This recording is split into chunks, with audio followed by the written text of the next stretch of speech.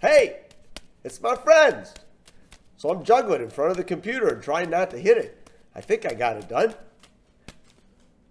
We're going to talk about the physical pillar today, which is why I was juggling, because that's kind of a physical thing to do.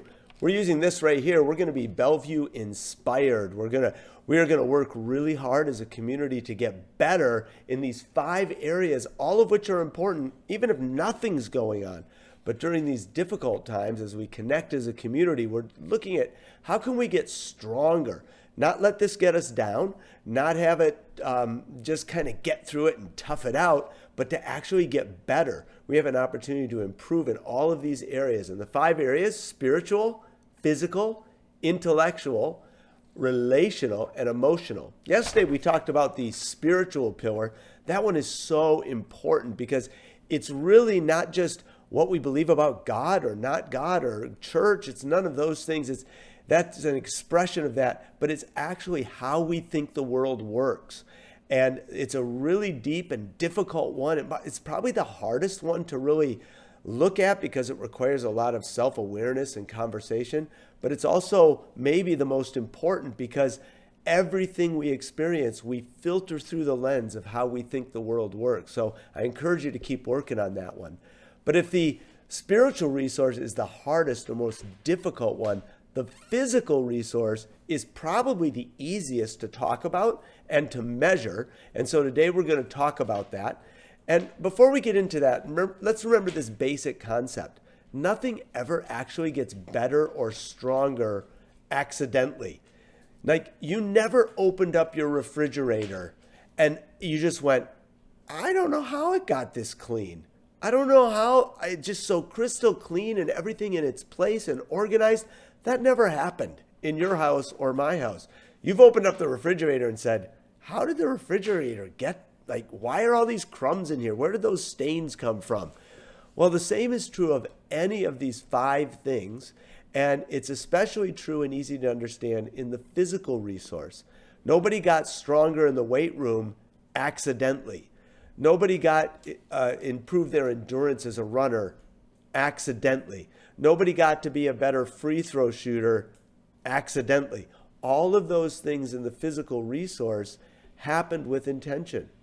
Now, the negative side of those also happens or does happen accidentally.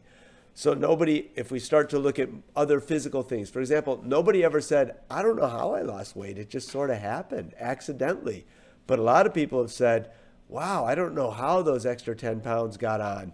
That just sort of happened. Things get worse naturally. They get better with intention. So here are 4 areas that we can work on in our physical resources as a family and that we can be intentional about as we help each other grow stronger. Number 1, we're going to eat and sleep well. Eating well means we're going to limit the amount of junk food we eat. And there are all kinds of ways to do that, but work on it as a family. And we're going to make sure that we're eating some real food, which means we're eating things, this is the way I put it, that have been alive fairly recently. Plants, fruits, vegetables, and meat are all things that have been alive or a part of life, maybe cheese, dairy products, that have been alive recently. The more of those that we eat, the better it is for our bodies and for our brains. We're going to sleep well.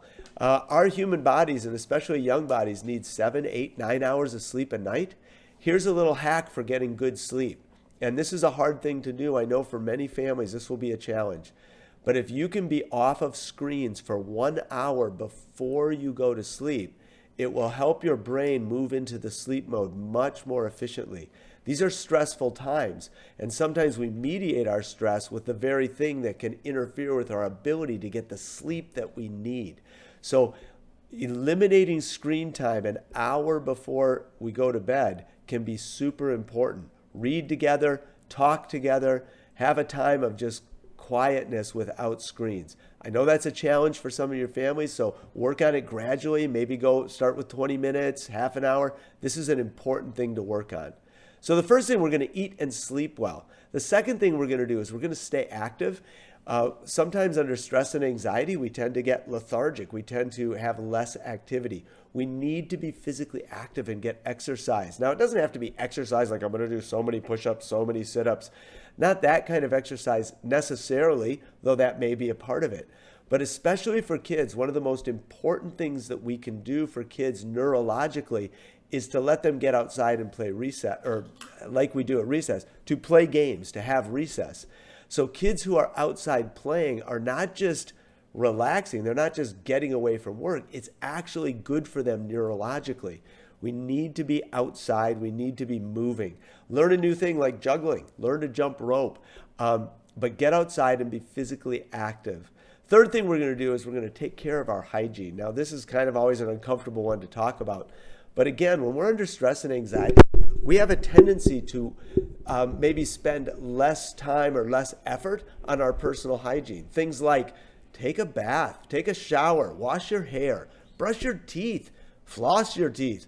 These are all things that we need to do. First of all, it helps us to exert control over the parts of our lives that we can control when things are out of control. There's a lot going on right now we have no control over.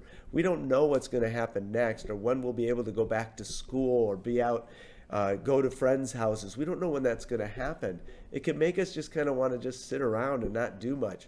When we take time to take care of our hygiene, it helps us to be in control. It also makes us, frankly, just easier to live with. Some of you kids, man, you need to take a bath. I know there's nothing going on, but you need to take a bath because you just smell bad. Some of you adults need to take a shower. I mean, we just need to take care of ourselves so that we're easier to live with. And then the fourth thing we're going to do, and this isn't about our physical self, our bodies, but now we're going to look around us and we're going to take care of our physical space. We're going to try to organize things. We're going to keep things clean. We're going to participate as a family in cleaning up the living room, in cleaning up the kitchen, in cleaning the bathrooms. Because when we take time to clean the place that we live, we are also taking time to show we're in control of this space. This is our space. The world might be crazy, but in our space, we keep things clean. We keep things under control.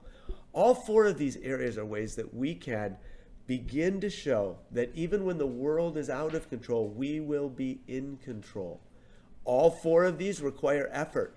I personally would rather, I was doing it last night, sit on the couch and watch reruns of old hockey games that I already know how they turn out. I'd rather do that than get up and maybe grab a broom and sweep up in the kitchen or put the dishes away. It's just easier and more natural to not put forth effort than to put forth effort. But in the end, we want to build strength in these 5 areas: spiritual, physical, intellectual, relational, and emotional. The physical, again, it's the easiest one to measure. And so I encourage you as a family maybe to start keeping track. What did I do physically today? How many minutes did I spend moving or outside? What new thing did I do physically to take care of myself? Keep track of how often are you bathing? These are things that seem really concrete, but they can help us feel like we're in control. All right, well, I love you guys. I hope you have a great weekend. Let's keep talking. Let's get together next week and go through the other letters, and let's keep building ourselves stronger as we look forward to that coming day when we'll be able to get together again as a community and as a school. Have a great weekend.